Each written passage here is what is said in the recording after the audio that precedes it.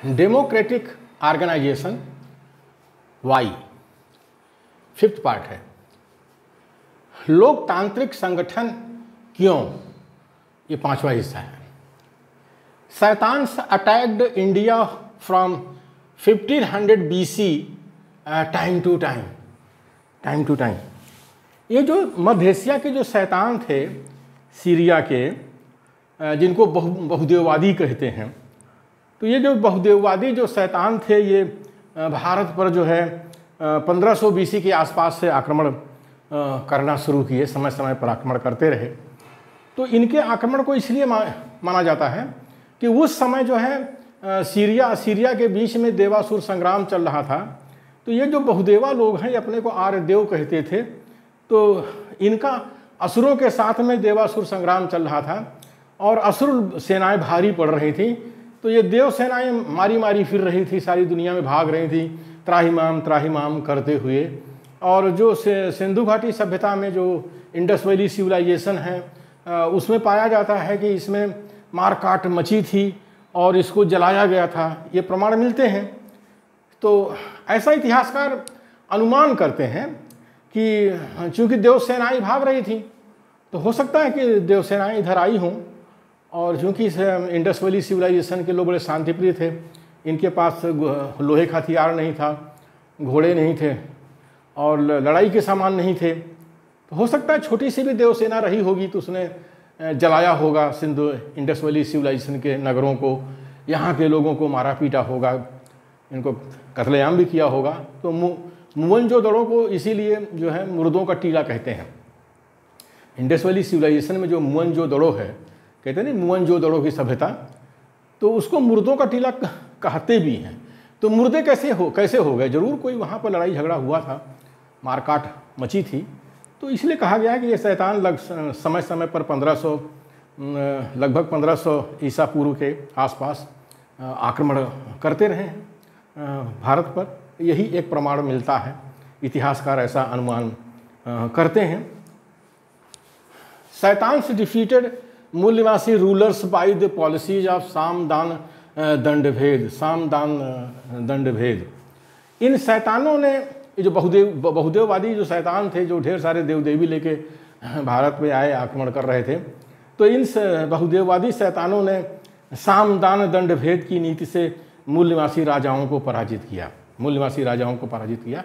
ये गलत इतिहास हम लोग पढ़ते हैं कि ये जो शैतान आए थे, बहुदेववादी आए थे, इन्होंने भारत के लोगों को पराजित किया। तो ऐसा नहीं हुआ था, बल्कि इन्होंने जो है सामदान दंड भेद की नीति लगा करके जो भारत के मूल निवासी राजा थे उनके साथ अपनी बहन बेटियों की शादी कर दी। तो बहन बेटियां जो है राजमहल में आ गईं और ये खुद नाते रिश्तेदार बनकर, साले ससुर बन करके राज दरबार में बैठ गए। तो इस तरह से शासन प्रशासन में हिस्सेदारी करने लगे। तो और फिर राजमहल के अंदर जो है षड्यंत्र करके हमारे मूल निवासी राजाओं को जो है, राजाओं की हत्या कर दी और ऐसे हत्या करते आए हैं। पूरा इतिहास इसी तरह का है भारत का। तो इन शैतानों ने साम दान दंड भेद की नीति से मूल निवासी राजाओं को पराजित किया। इस साम नीति का मतलब होता है अवसरवाद, अवसर की तलाश करो, कब जो है दुश्मन को कैसे मारा जाए, उसके अवसर की तलाश करो, अपॉर्चुनिटी ढूंढो। दान का मतलब होता है जैसे कन्यादान कर दिया, तो एक पीढ़ी का कन्यादान हो गया, मतलब कुछ कन्याएं मूल निवासी राजाओं के साथ शादी ब्याह कर दिया। उसके बाद षड्यंत्र करके उनको उसी राजमहल में जहर वहर दे करके मार दिया। और भेद नीति का मतलब हुआ कि जो शासन प्रशासन में जो मूल निवासी लोग थे उनको आपस में गुटबाजी करके लड़ा दिया। यही है भेद नीति है, यही है भेद नीति। Even today Shaitans are defeating our supremo leaders by the same policies, that is saam daan दंड भेद। ये शैतान आज भी हमारे सुप्रीमो नेताओं को साम दान दंड भेद की नीति से पराजित कर रहे हैं। हमारे मूल निवासी बहुजन में जो सुप्रीमो नेता पैदा हो गए हैं, एक तरह से ये राजतंत्र है। सुप्रीमो नेता अपने को राजा रानी समझ करके, राजा रानी राजकुमार राजकुमारी समझ करके संगठन बनाते हैं, पार्टी चलाते हैं और शैतानों को अगल बगल बैठा लेते हैं। ये बहुदेववादी जो शैतान हैं, ये शैतान जो है देव देवी लेके बैठ जाते हैं और जो है सामदान दंड भेद लगा करके, जैसे हमारे मूल निवासी राजाओं को इन्होंने मारा, हत्या की, वैसे आज हमारे सुप्रीमो नेताओं की ये हत्या कर रहे हैं। कहीं उनके ऊपर CBI का रेड पड़ रहा है, कहीं ED का पड़ रहा है, कहीं इनकम टैक्स का पड़ रहा है, और ले जाकर सबको जेल में डाल दे रहे हैं। हमारे लालू प्रसाद यादव को जेल में डाल दिया। अगर लालू प्रसाद यादव की पार्टी जो है अखिल भारतीय स्तर की होती तो लालू के ऊपर कोई हाथ लगाने की हिम्मत ना करता।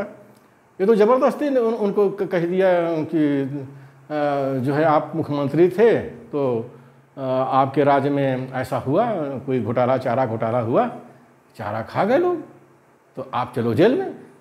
तो लालू प्रसाद ऐसे जेल में चले गए।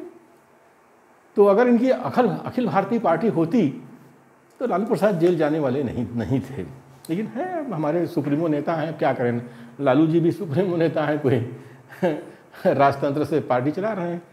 तो ये सब घटनाएं घटेंगी, पहले भी घटी हैं। तो इसी कहते हैं इतिहास अपने को दोहराता है।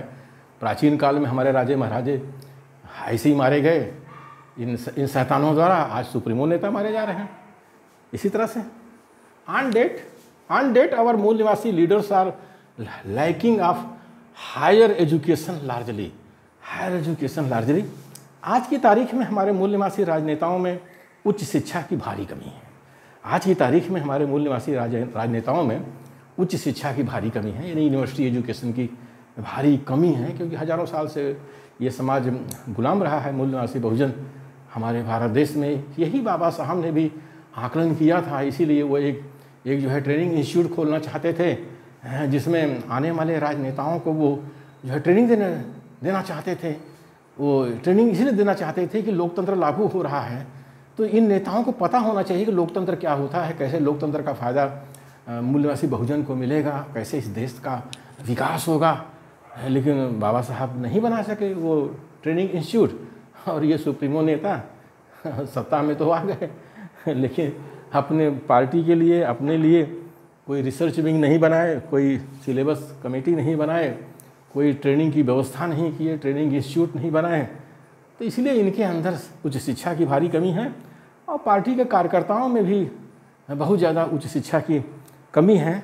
इसी का परिणाम है कि 3% जो पेशवा है वो भारत में शासन कर रहा है, इन सुप्रीमो नेताओं को चूतिया बना रहा है। ये सुप्रीमो नेता जो है कुत्ते बन गए हैं उसके शैतान पेशवा हड्डी फेंक देता है। ये सुप्रीमो नेता हमारे मूल निवासी बहुजन के उसको चूसते बैठे रहते हैं, और वो सुप्रीमो जो शैतान पेशवा है ऐसे नियम कानून बना रहा है कि संविधान की हत्या हो रही है, लोकतंत्र की हत्या हो रही है। हमारे मूल निवासी बहुजनों पर फिर से मनुस्मृति लागू कर रहा है, वो गुलाम बनाता चला जा रहा है, गुलाम। तो बिना लोकतांत्रिक संगठन के मूल निवासी बहुजन जो है शैतान पेशवाओं से नहीं लड़ सकता है, बिना लोकतांत्रिक संगठन के।